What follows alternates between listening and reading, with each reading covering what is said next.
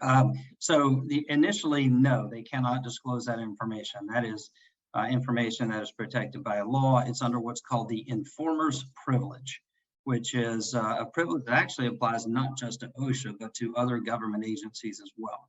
And that is a privilege for the government to protect the identity of informers or complainants.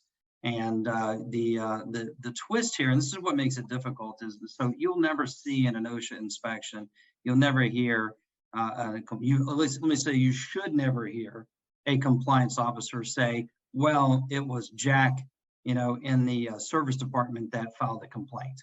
They're not supposed to do that. Now, there are times whenever the identity is either already known, or there are times whenever the way the complaint is filed, the identity is of the employee is disclosed. Usually it's a former employee, so there's no retaliation the employer could levy against that former employee, but usually you don't know, and you won't know until, and this has happened to me many times, until you go to trial.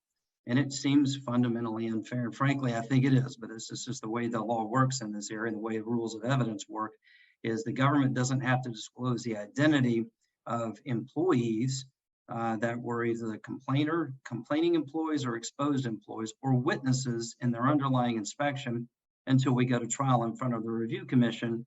And then the judge, and this is really a true story here, the judge actually takes a break, lets us review the statement, learn the identity of who the person is, and then we get to cross-examine the compliance officer based on the interviews.